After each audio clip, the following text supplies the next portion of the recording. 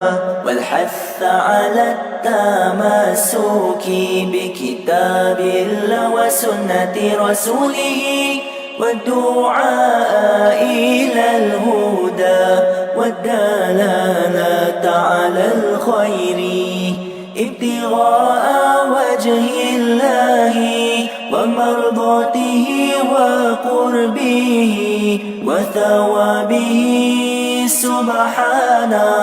سبحانه وتعالى.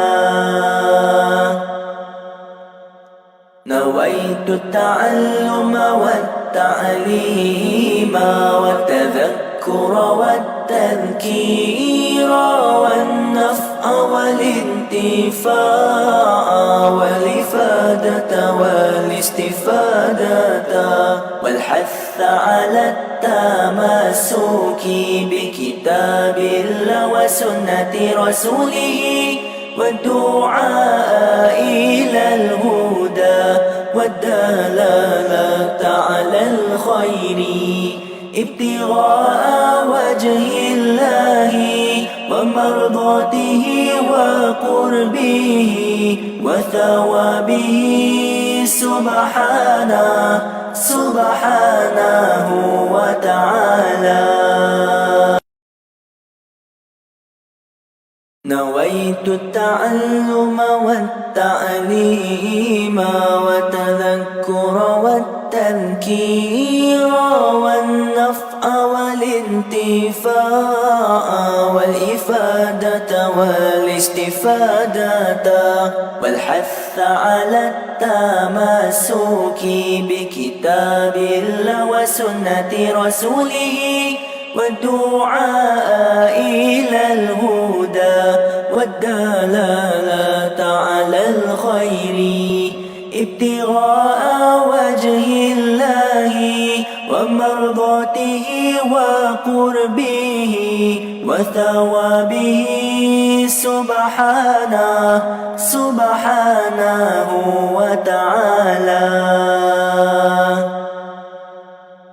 نويت التعلم والتعليم والتذكر والتذكير والنفع والانتفاع والإفادة والاستفادة والحث على التمسك بكتاب الله وسنة رسوله والدعاء إلى الهدى والدلالة على الخير ابتغاء وجه الله ومرضاته وقربه وثوابه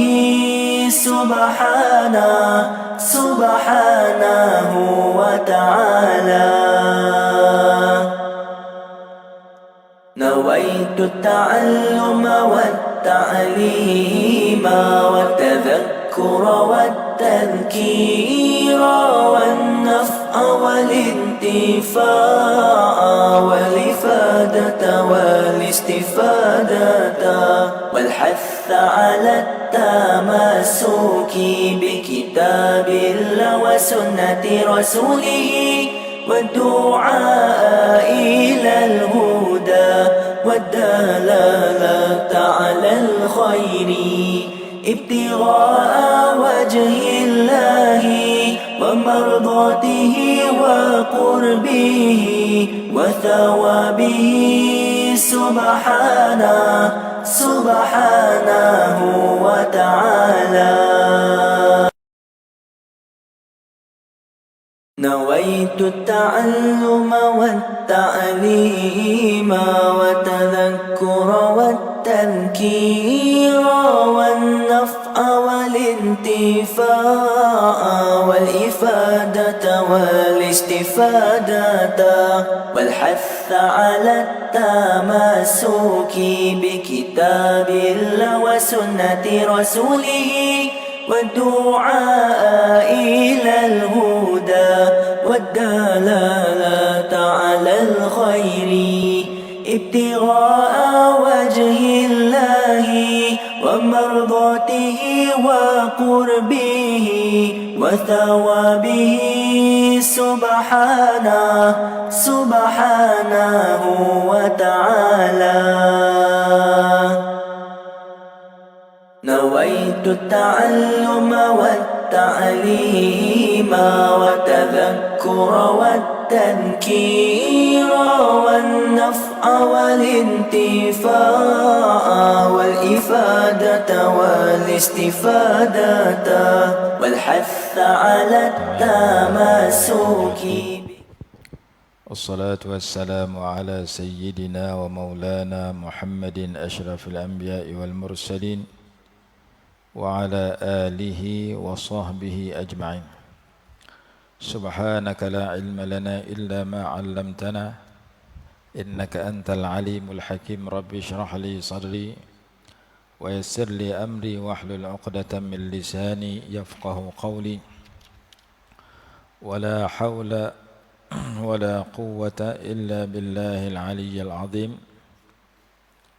أما بعد، قال الله سبحانه وتعالى: كنتم خير أمة أخرجت للناس تأمرون بالمعروف وتنهون عن المنكر وتؤمنون بالله ولو آمن أهل الكتاب لكان خيرا لهم منهم المؤمنون وأكثرهم الفاسقون.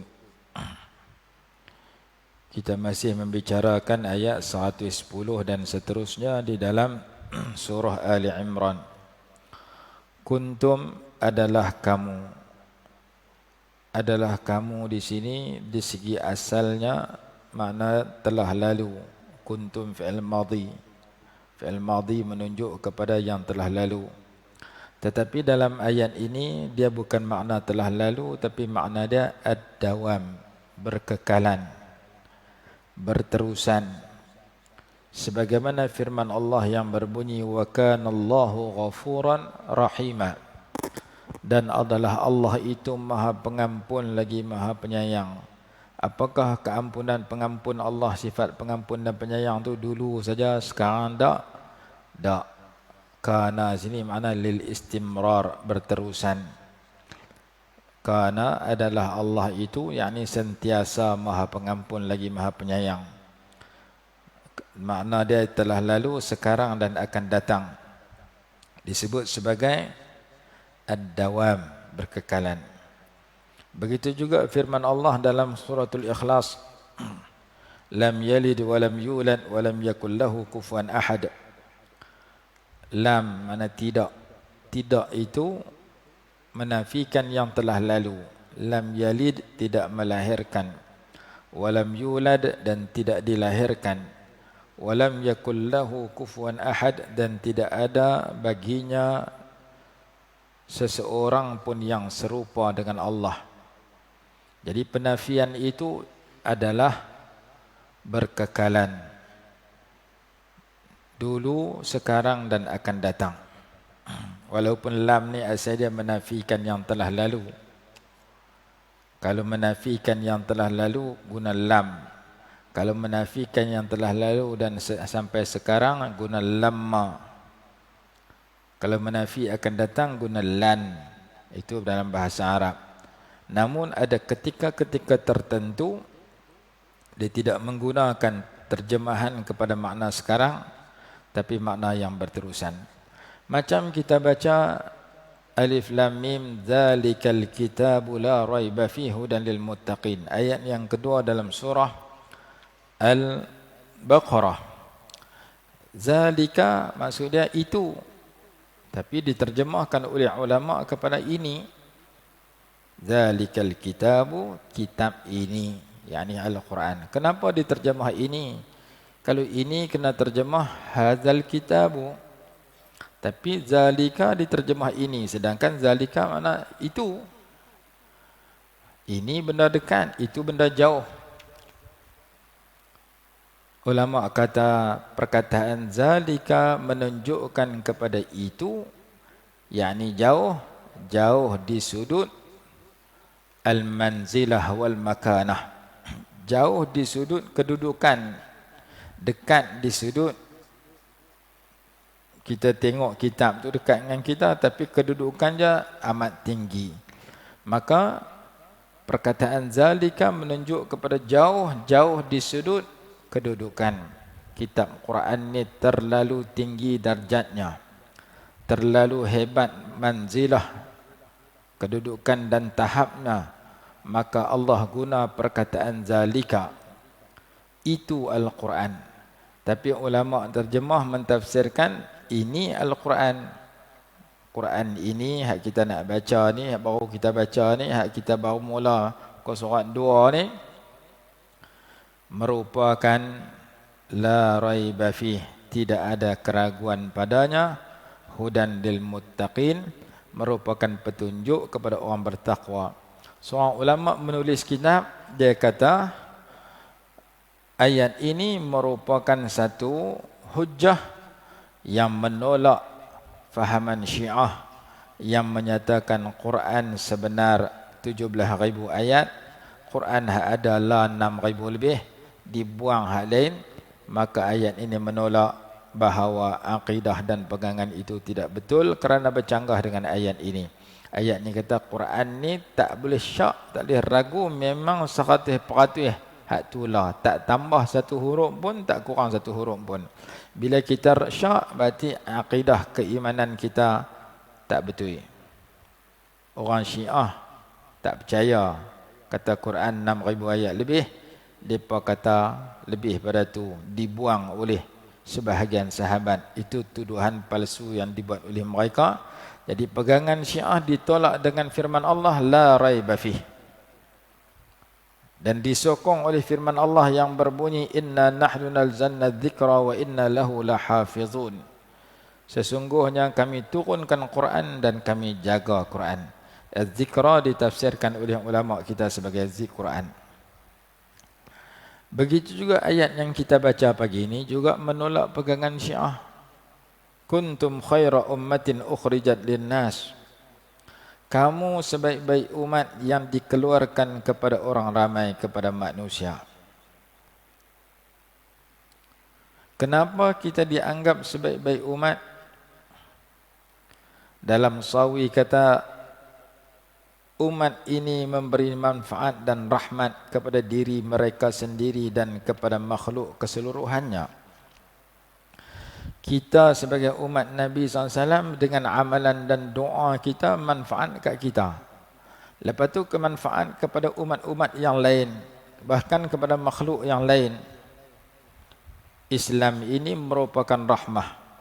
Quran kata wa ma arsalnaka illa rahmatan lil alamin.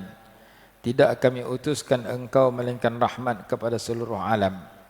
Dalam kitab Al-Insanul Kamil dikatakan rahmat kepada seluruh alam itu boleh ke orang beriman, boleh ke orang kafir, boleh ke orang munafik, boleh kepada binatang. Nabi SAW diutus oleh Allah sebagai pembawa rahmat kepada seluruh alam, seluruh makhluk. Kenapa orang beriman dapat rahmat? Kerana keimanan itu menyebabkan Allah kesian. Allah bagi petunjuk dan kebaikan dunia akhirat. Sebagaimana firman Allah dalam ayat yang berbunyi wa nunazzilu minal qur'ani ma huwa shifaa'un wa rahmatun lil mu'minin. Kami turunkan Quran itu sebagai syifa, penyembuh dan rahmat kepada orang beriman. Orang beriman dapat rahmat daripada Quran, dapat rahmat daripada keimanan kepada Nabi besar Muhammad SAW. Bagaimana bukti orang kafir juga dapat nikmat, dapat rahmat dengan sebab kewujudan Nabi SAW kepada alam di atas muka bumi, dengan sebab baginda diutus. Kata ulama, kerana orang kafir walaupun mereka kafir, tetapi tidak diturunkan siksa kepada mereka di dunia secara menyeluruh, yang disebut sebagai azab istisal. Azab istisal mana hukuman dan siksa di dunia secara 100%. Tak kena dulu pada umat Nabi SAW dulu sampai kiamat. Kerana baginda merupakan rahmat. wa ma kunna mu'adzibina wa anta fihim wa ma kunna mu'adzibin wa hum yastaghfirun.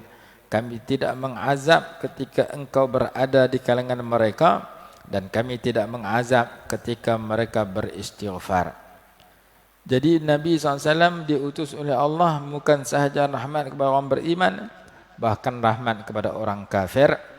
Tanda rahmat kepada orang kafir, umat baginda yang kafir tidak akan dihapuskan 100% walaupun Allah timpakan malapetaka sebagaimana umat terdahulu.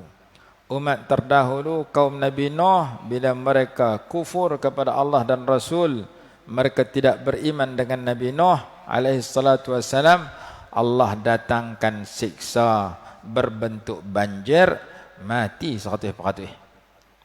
Kaum Ad pun sama, kaum Samud pun sama. Kaum Ad, kaum Nabi Allah Hud, kaum Samud, kaum Nabi Allah Saleh, bila Allah datangkan hukuman daripada siksa, mati 100% kerana mereka kufur kepada Nabi mereka. Umat Nabi SAW tidak sedemikian. Itu rahmatan lil kafirin. Yang ketiga, rahmatan lil munafiqin, rahmat kepada orang munafik. Mana tanda baginda rahmat kepada orang munafik? Baginda tidak menangkap dan membunuh orang-orang munafik yang baginda kenal seorang demi seorang. Kerana baginda rahmat yang baginda bawa merangkumi orang-orang munafik juga. Kenapa Rasulullah tak buat sedemikian? Karena kalau Rasulullah bunuh orang munafik, orang akan kata Nabi Muhammad bunuh sahabatnya sendiri. Golongan munafikin yang diketuai oleh Abdullah bin Ubay, baginda kenal seorang-seorang. Baginda habaq kepada Sayyiduna Huzaifah ibn al-Yaman radhiyallahu anhu setiap diri orang munafik yang ada di Madinah.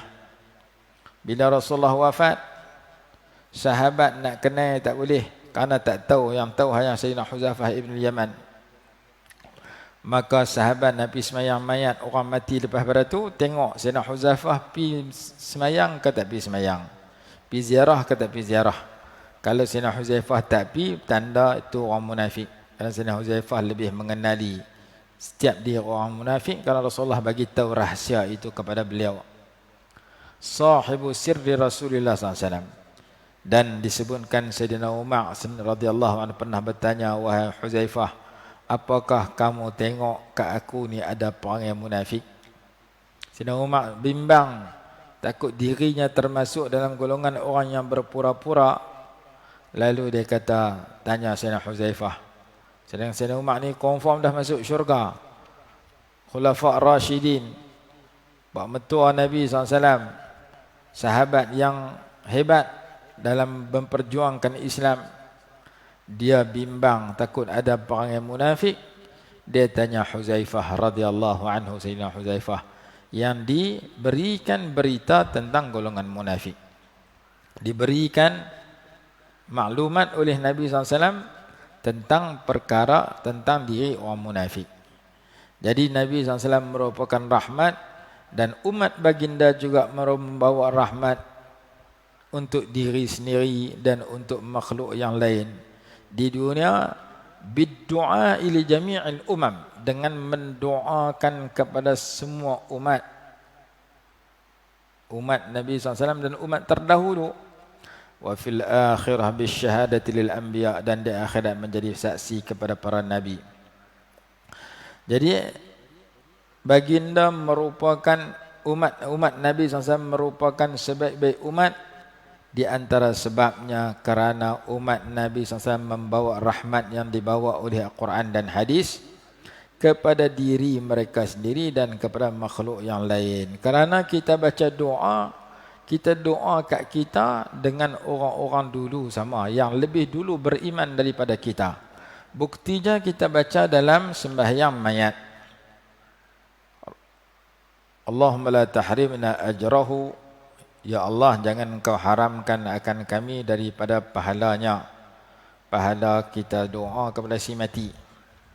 Wala taftinna ba'dahu, jangan kau fitnahkan kami setelah si mati ini mati. Waghfir lana walahu, dan ampunkan bagi kami dan bagi dia. Ampun kat kami, ampun kepada si mati. Kalau perempuan, waghfir lana walaha, ampunkan kami yang mai semayang mayat ni, walahu, dan ampunkan si mati hak kami doa lah ni. Sambungan doa, waghfir lana walahu wa li ikhwanina alladhina sabaquna bil iman, dan ampunkan bagi saudara-saudara kami yang mendahului kami dengan beriman. Orang yang lebih dulu beriman daripada kami, yang mati dalam keadaan beriman, seperti mak kami, ayah kami, pak menakan, tok wan kami, guru kami, hak atas pada tu, hak atas pada tu, hak atas pada tu, sampai para sahabat, atas pada tu lagi sampai sebelum tu. Semua orang yang lebih dulu beriman sampai anak-anak Nabi Adam, tolong ampun semua dosa-dosa mereka. Jadi doa dalam sembahyang mayat itu mengajar kepada kita, doa kat kita dengan orang dulu yang lebih dulu beriman. Banyak mana hanya Allah yang tahu. Betapa besarnya pahala orang minta ampun kepada orang beriman dan berapa ramai. Sehingga kan dalam hadis disebutkan, man istaghfara lil mu'minina wal mu'minat, siapa yang minta Allah ampun dosa orang beriman lelaki dan perempuan, kutiba lahu, Allah tulis pahala baginya sebanyak bilangan orang beriman itu lelaki dan perempuan. Banyak mana orang beriman kita pun tak tahu. Banyak itulah pahala kita dapat. Hadis itu disebutkan oleh Al-Imam Suyuti rahimahullah dalam kitabnya Al-Jami' As-Saghir. Siapa yang memohon keampunan kepada orang beriman, lelaki dan perempuan, Allah bagi pahala sebanyak bilangan orang beriman itu. Yang kita doa ke orang beriman bukan dekat kita yang masih hidup, bahkan orang yang mati dulu pada kita. Buktinya dalam semayang mayat. Satu lagi semayang fardu dan semayang sunat, iaitu doa dalam tasyahud awal, tasyahud akhir. Assalamu alayna wa ala ibadillahis salihin. Berikan keselamatan, kesejahteraan, kebahagiaan kepada kami dan kepada hamba-hamba Allah yang baik-baik. Hamba Allah yang baik-baik daripada zaman Nabi Adam dulu ada di seluruh dunia, yang masih hidup, yang telah mati. Kita doa Allah berikan keselamatan kepada diri kita dan kepada orang Muslim yang baik-baik yang lain. Maka kita diajak doa bukan kat kita seorang, kat orang lain sama. Orang lain sama bukan dekat masih hidup, bahkan yang telah mati. Hadis kata, siapa yang beristighfar kepada mukminin mukminat, diampunkan dosa, diberikan hasanah bi'adadi, diberikan pahala sebanyak bilangan mukminin mukminat. Maka dalam khutbah Jumaat, Tok Khatib baca, Allahumma ighfir lil muslimina wal muslimat wal mu'minina wal mu'minat. Ya Allah, ampunkan dosa orang-orang Muslim lelaki dan perempuan, orang-orang beriman lelaki dan perempuan, al-ahya'i minhum, yang masih hidup di kalangan mereka, wal amwat, dan yang telah mati di kalangan mereka. Kat orang hidup kita minta ampun, kat orang mati pun kita telah minta ampun. Orang hidup banyak mana kita tak tahu, hak mati lagi banyak mana kita tak tahu. Doa itu minta keampunan kat kita yang masih hidup, seluruh orang beriman dan lelaki dan perempuan, seluruh orang Islam lelaki dan perempuan, al-ahya'i minhum, yang masih hidup di kalangan mereka, wal amwat, dan yang telah mati di kalangan mereka. Hak hidup banyak mana Allah yang tahu, hak mati banyak mana Allah yang tahu. Pahala kita dapat sebanyak bilangan mereka. Begitu juga ada hadis riwayat Imam Tabrani, juga disebut Imam Suyuti dalam kitab Al-Jami' As-Saghir. Barang siapa yang beristighfar kepada lelaki dan perempuan yang beriman, Allah sebanyak 27 kali sehari, Allah jadikan yang pertama doanya mustajab, yang kedua murah rezeki. Rezekinya murah, doanya mustajab. Walaupun hadis dhaif boleh diamalkan dalam bab fadailul a'mal dengan syarat kita mengamalkan sehari semalam 27 kali istighfar kepada mukminin mukminat. Di Yaman orang beramai doa tu. Depa baca sebelum subuh. Astaghfirullah lil mu'minina wal mu'minat. Ulang 27 kali. Astaghfirullah lil mu'minina wal mu'minat. Astaghfirullah lil mu'minina wal mu'minat. Astaghfirullah, saya memohon keampunan kepada Allah, lil mu'minin, kepada seluruh orang beriman yang lelaki, wal mu'minat, dan seluruh orang beriman yang perempuan. Maka yang pertama kita dapat pahala sebanyak bilangan mereka. Yang kedua, dia penyebab doa kita cepat mustajab dan murah rezeki. Kata dalam hadis tersebut. Juga disebut oleh Imam Suyuti rahimahullah dalam kitabnya Al-Jami' As-Saghir. Jadi kita yang masih hidup sekarang dapat pahala banyak. Salah satu sebabnya kerana kita berdoa kat kita dan doa kepada jami'il umam, seluruh umat yang terdahulu. Doa itu terkandung dalam Assalamu alayna wa ala ibadillahis salihin. Doa itu terkandung dalam Allahumma ghfir lil muslimin wal muslimat wal mu'minin wal mu'minat al ahya'i minhum wal amwat. Doa itu terkandung dalam wala waghfir, ampunkan dosa kami dan dosa orang lelaki dan perempuan yang beriman yang mendahului kami, sebagaimana firman Allah di dalam suratul Hasyri ayat yang ke-10. Allah berfirman dalam suratul Hashr ayat yang ke-10, walladzina ja'u min ba'dihim yaquluna rabbana ighfir lana, dan orang-orang yang datang selepas mereka itu mereka berdoa, ya Allah, ya Tuhan kami, ampunkan bagi kami. Wali ikhwanina alladhina sabaquna bil iman, dan ampunkan bagi saudara-saudara kami yang telah mendahului kami dalam beriman.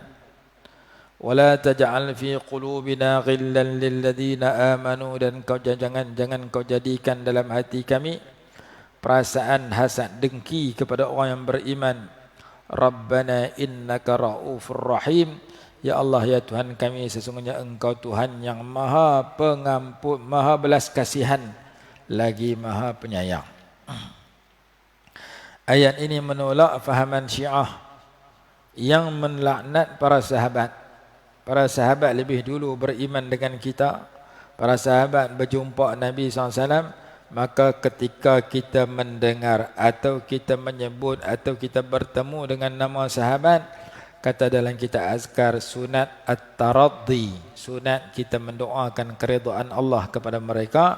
Seorang sahabat lelaki radhiyallahu anhu, seorang sahabat perempuan radhiyallahu anha, dua orang sahabat anak dengan ayah, dua orang sahabat radhiyallahu anhuma, Ibnu Abbas radhiyallahu anhuma, Ibnu Umar radhiyallahu anhuma, Abdullah ibnu Amr bin al-As radhiyallahu anhuma, Abdullah ibnu Zubair radhiyallahu anhuma.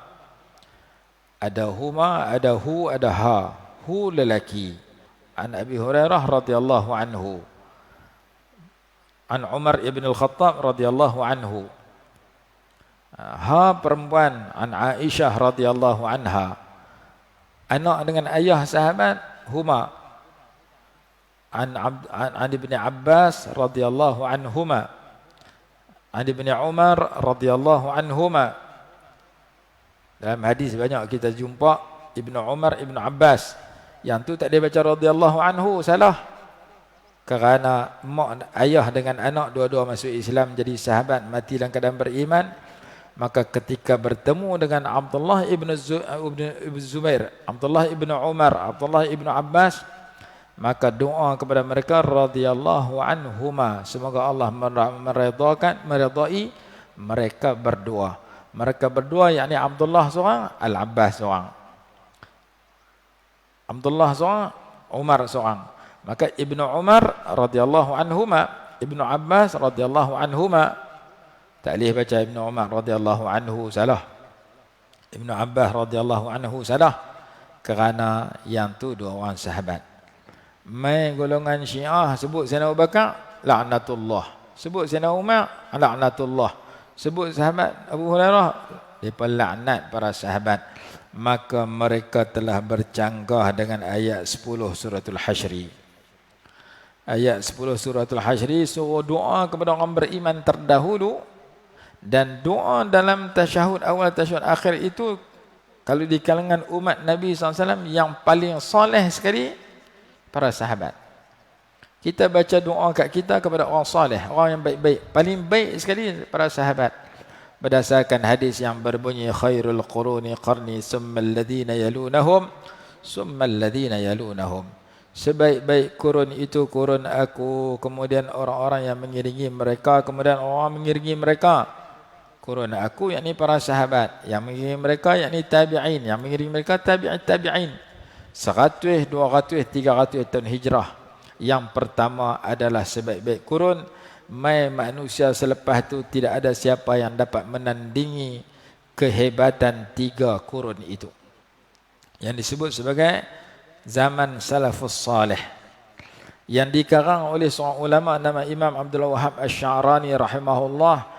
Dia karang kitab nama Tanbihul Mughtarrin, peringatan kepada orang-orang yang tertipu.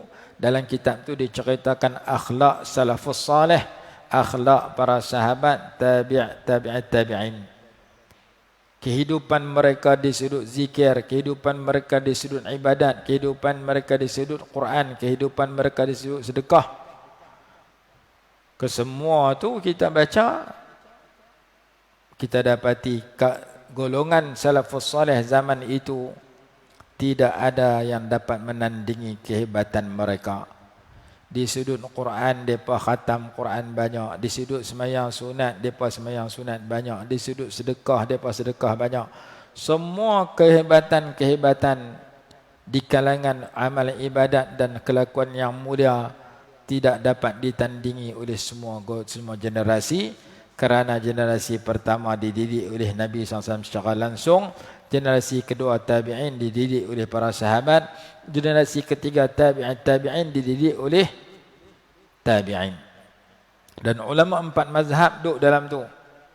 Imam Abu Hanifah dulu lahir tahun 150 Hijrah, meninggal tahun 2. Imam Abu Hanifah meninggal 150 Hijrah. Imam Syafi'i lahir 150 Hijrah, meninggal 204 Hijrah.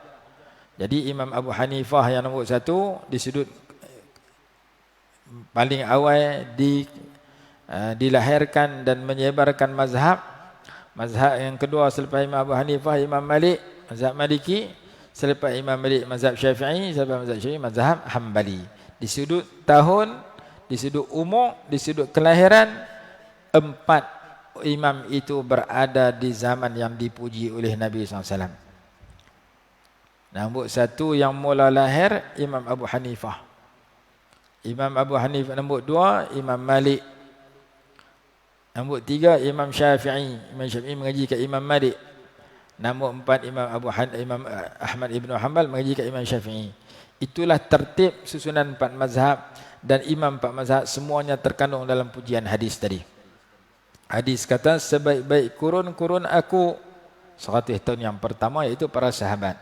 Summal ladzina yalunahum, kemudian 100 tahun lepas pada itu iaitu tabi'in. Summal ladzina yalunahum, kemudian 100 tahun lepas pada itu iaitu tabi'in. Maka baik mana orang belakang tak boleh menandingi baiknya para sahabat, baiknya tabi'in, baiknya tabi'in. Dan bila kita baca doa assalamu alayna wa ala ibadillah salihin, dapat kepada para sahabat semua, dapat kepada tabi'in, dapat kepada tabi'in yang mereka merupakan golongan yang berada di kemuncak di sudut segala-gala ibadat. Di sudut jihad mereka nombor 1, di sudut zikrullah mereka nombor 1, di sudut khatam Quran mereka nombor 1. Semua tak boleh lawan. Abu Hurairah radhiyallahu anhu tiap-tiap malam nak tidur berzikir 12,000 kali. Kita 20 kali pun tak ada, telena terus. Ada sahabat Sayyidina Ali karramallahu wajhah khatam Quran 4 kali siang, 4 kali malam, sehari 8 kali. Dicerita dalam kitab Syarah Ihya Ulumuddin, dicerita dalam kitab At-Tibyan fi Adab Hamalatil Quran, bagaimana banyaknya orang dulu khatam Quran. Paling banyak sehari semalam 8 kali. Siang 4 kali khatam, malam 4 kali khatam. Tak masuk akal, kita tak boleh buat. Kerana itu nama dia karamah. Karamah ni perkara yang luar biasa mencarikan adat. Seperti karamah Ashabul Kahfi, tidur dalam gua 309 tahun. Kita tidur tak boleh 24 jam tak boleh. Kita tidur malam, bangkit pagi. Tidur siang pun tak sampai sehari. Kita tak boleh tidur sehari 24 jam. Ashabul Kahfi tidur 309 tahun. Itu karamah, perkara mencarikan adat yang Allah bagi kepada sekumpulan pemuda yang beriman. Innahum fityatun amanu bi rabbihim wa zidnahum huda. Dan karamah yang sama Allah bagi kepada orang-orang tertentu. Kadang-kadang karamah dia boleh baca Quran banyak, kadang-kadang karamah dia boleh semayang banyak. Sayyidina Ali Zainal Abidin semayang sunat setiap hari 1000 rakaat. Digelar sebagai As-Sajjad. As-Sajjad mana orang paling banyak sujud. Juga karamah. Syekh Abdul Fattah Abu Ghuddah rahimahullah ketika mentahqiq kitab Iqamatul Hujjah ala anna al-ikthara min al-ibadah laysa bibid'ah, dia menyatakan bahawasanya orang dulu-dulu ibadat depa banyak. Seorang ulama nak mati dalam bilik dia, bini dia menangis, anak dia menangis kerana dia dah nak mati. Dia kata tak sah menangis, kerana tempat aku nak mati ni aku dah khatam Quran 7,000 kali. Ribu-ribu kali khatam Quran. Dan ada juga disebutkan dalam kitab Hilyatul Awliya, 3 beranak, mak, anak. Depa tiap-tiap malam depa bahagi Quran. Tiap-tiap malam depa mesti khatam Quran seorang 10 juzuk baca. Kamu baca juzuk 1 sampai juzuk 10. Saya juzuk 11 sampai juzuk 20. Kamu seorang lagi juzuk 21 sampai juzuk 30. Tukar. Malam esok kau ni pula 10 juzuk kedua, kau ni juzuk ketiga. Yang penting tiap-tiap malam 3 orang baca 30 juzuk. Dalam 3 orang duk baca 30 juzuk tu mati seorang, tinggal 2 orang. Dah tinggal 2 orang, maka bahagi seorang 15 juzuk pula. Amalan kita tiap-tiap malam mesti khatam Quran 30 juzuk. Dulu kita 3 orang, seorang 10 juzuk, lah tinggal 2 orang. Kita seorang 15 juzuk. Mati pula seorang. Seorang tu kata tinggal aku seorang. Aku baca tiap-tiap malam 30 juzuk seorang aku. Yang penting tiap-tiap malam mesti khatam Quran 30 juzuk. Kita baca cerita tu, sama ada cerita tu kita kata mohong ataupun kita kata tak betul. Pasal apa? Tak logik. Aku setahun pun tak khatam . Macam mana kau ni boleh khatam Quran tiap-tiap malam? Itu karamah. Amrun khariqun lil'adah. Perkara luar biasa yang mencarikan adat, seperti mana Allah bagi kepada karamah Sayyidatina Maryam beribadat dalam bilik, ada makanan hadir. Makanan diwujudkan oleh Allah dalam bilik itu. Nabi Zakaria masuk dalam bilik, tengok-tengok Sayyidatina Maryam duk buat ibadat, ada makanan. Nabi Zakaria katanya, "Mai mana makanan ini?" Allah hantar ke saya. Kullama dakhala 'alayha Zakaria al-mihrab wajada 'indaha rizqa. Qala ya Maryam anna laki hadha? Qalat huwa min 'indillah. Innallaha yarzuqu man yasha'u bighairi hisab. Setiap kali Nabi Zakaria masuk dalam mihrab, tengok-tengok ada makanan. Mai mana makanan ini wahai Maryam? Allah Ta'ala bagi rezeki kat saya. Itu nama dia karamah. Karamah ni ada dalam bentuk ibadat dan sebagainya. Jadi karamah ini berlaku dengan begitu hebat di zaman dulu. Kerana mujahadah mereka tinggi, sehingga kan ada ulama karang kitab, tajuk dia Jami' Karamatil Awliya, himpunan keramat para wali, 2 jilid. Ada yang mati, orang tengok kubur dia duduk semayang dalam kubur, seperti karamah Sayyiduna Sabit Al-Bunani rahimahullah. Sabit Al-Bunani ini anak murid kepada Sayyidina Anas. Sayyidina Anas sahabat radhiyallahu anhu, Anas bin Malik. Anak murid dia Sabit Al-Bunani yang banyak meriwayatkan hadis. Dalam Sunan Tirmizi pun ada nama dia dan sebagainya. Sabit Al-Bunani mati, orang tanam mayat dia, lepas tu orang tengok, takut tempat ditanam itu ada banyak binatang buah, takut binatang buah mai korek kubur dia, ambil mayat dia, makan mayat dia. Depa kata tempat ni banyak singa, tempat ni banyak harimau. Satgi kita tinggal mayat dia tengah jalan ni, kubur dia, binatang tu mai korek, kita akan bimbang binatang makan mayat dia. Jom kita pindah mayat dia pergi tempat lain lah. Maka mereka pun angkat bata yang mereka tutup kubur dia.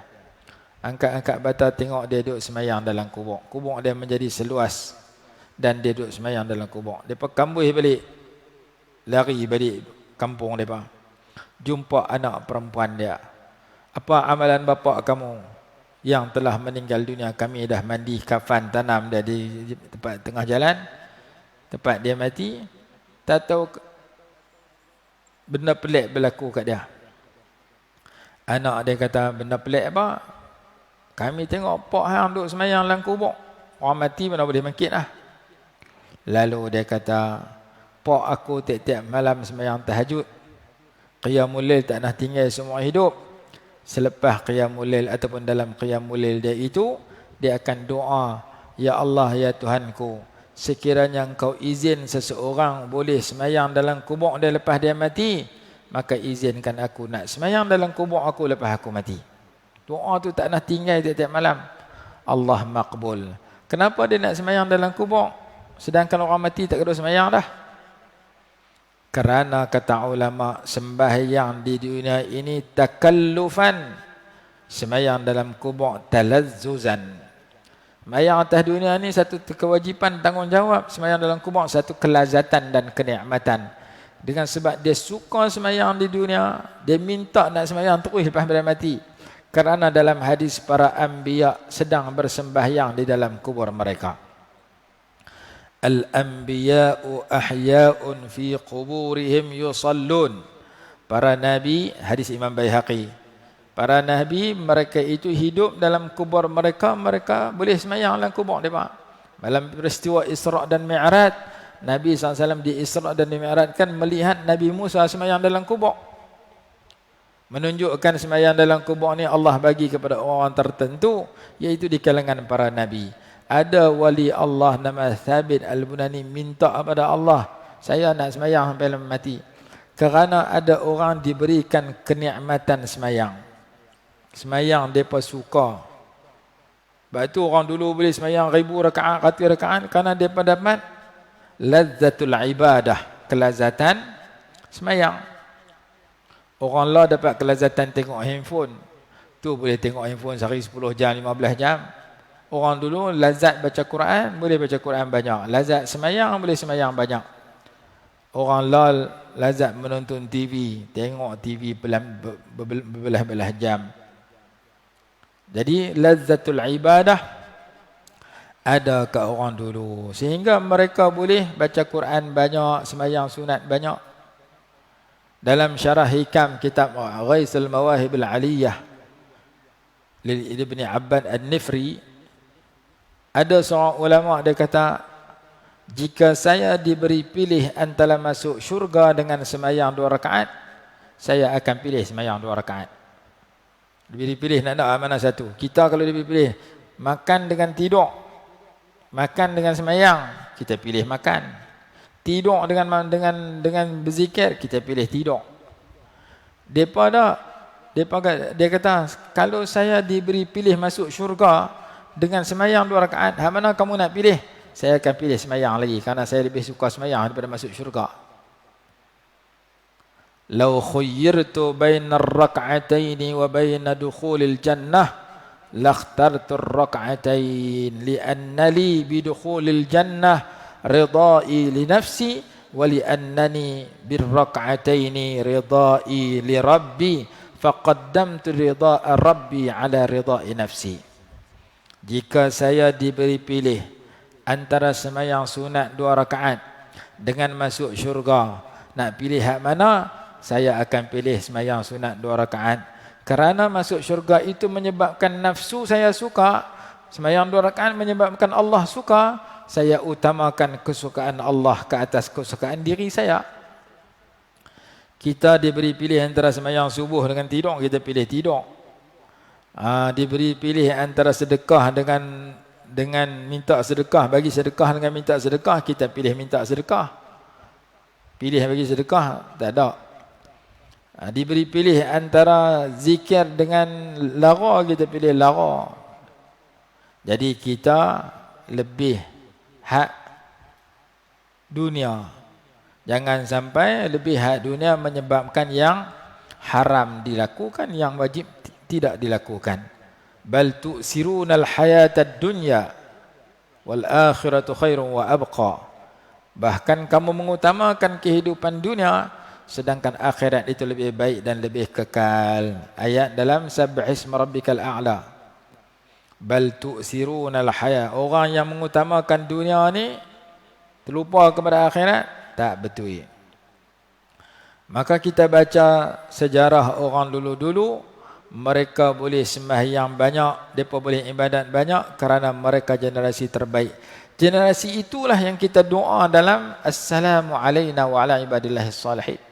Setiap kali baca dalam tasyahud awal, tasyahud akhir, ya Allah berikan keselamatan kat kami dan kepada hamba-hambamu yang baik-baik. Hamba-Mu yang baik-baik, yang paling baik di kalangan umat Nabi SAW, para sahabat. Lepas tu tabi'in, lepas tu tabi'in, lepas tu lepas itu sampai pada zaman kita lah. Siapa yang soleh masuk dalam doa itu seluruh dunia. Maka mendoakan kepada orang baik itu diajak dalam Quran, diajak dalam hadis, diajak dalam salat. Dalam Quran ayat 10 surah Al-Hasyr, walladzina ja'u min ba'dihim, dan orang-orang yang datang setelah mereka itu, setelah para muhajirin, setelah ansar.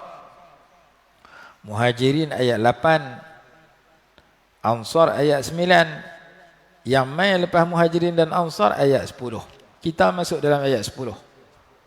Walladzina ja'u min ba'dihim, dan orang-orang yang datang setelah mereka, yakni setelah kaum Muhajirin dan kaum Ansar. Apa dia berkata? Yaquluna, mereka berkata, mereka berdoa, Rabbana ighfir lana, ya Allah ampunkan bagi kami, wali ikhwanina, dan ampunkan bagi saudara-saudara kami, alladzina sabaquna, yang telah mendahului akan kami, bil iman, dalam beriman. Ampun dosa kami, ampun dosa orang yang beriman sebelum kami. Orang yang beriman sebelum kita, mak ayah kita, mereka dulu beriman lebih daripada kita. Tok wan kita kadang kita tak nak jumpa. Tok mati dulu, tok wan mati dulu. Mereka lebih dulu beriman daripada kita. Mereka dapat doa tu. Tok kita dapat, tok wan kita dapat, mak kita dapat, ayah kita dapat. Lepas tu sebelum tu sampai para sahabat.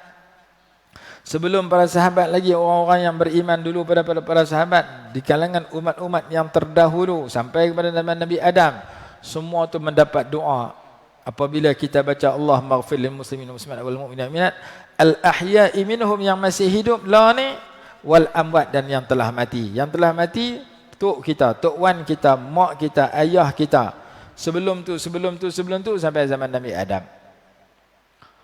Maka kerja kita, doa kat kita, doa kat orang yang telah mati. Orang mati kita kenal ke tak kenal, kita doa kat mereka dan kita sebut kebaikan mereka. Uzkuru mahasina mautakum. Nabi SAW pesan, sebutlah kebaikan orang yang telah mati. Walaupun orang mati itu ada kejahatan dan keburukan, dia sembunyikan. Jangan duk cerita keburukan mak kita, ayah kita walaupun kita tahu. Kita sebut kebaikan mak ayah kita. Jangan duk cerita keburukan tok wan kita walaupun kita tahu. Sebutkan kebaikan-kebaikan mereka. Itu salah satu arahan Nabi SAW. Boleh tak sebut kejahatan orang mati? Hak jahat-jahat betul sebagai pengajaran kepada orang masih hidup. Seperti kita sebut kejahatan Abu Lahab, Abu Jahal. Itu silakan. Karena mereka disebut dan dilaknat kepada mereka kerana mereka adalah orang yang kafir yang memerangi Islam.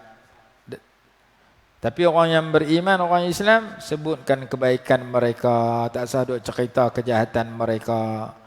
Kerana menyebut kebaikan mereka salah satu doa. Kita ziarah orang mati, kita sebut kebaikan-kebaikan si mati. Malaikat mengaminkan sebutan kita itu, kata dalam hadis. Jangan pergi ziarah orang mati, kita duk sebut keburukan dia. Kawan ni mati dah dulu, buah pelam aku dia curi. Kawan tu orang tak ada mandi mayat dia, kita pergi sebut kejahatan dia, tak kenal. Kita sebut kebaikan dia ni rajin pergi sembahyang jemaah. Dia ni rajin mengaji, dia ni rajin tolong orang, kenuri dia rajin bantu orang. Sebut kebaikan-kebaikan si mati pada hari dia mati dan lepas beratu. Hadis kata uzkuru mahasina mautakum, sebutkan kebaikan orang-orang mati di kalangan kamu. Jadi kita dianggap sebagai umat, dia salah satu sebabnya kerana kita doa kat kita dan doa kepada orang terdahulu, termasuk umat-umat yang dahulu.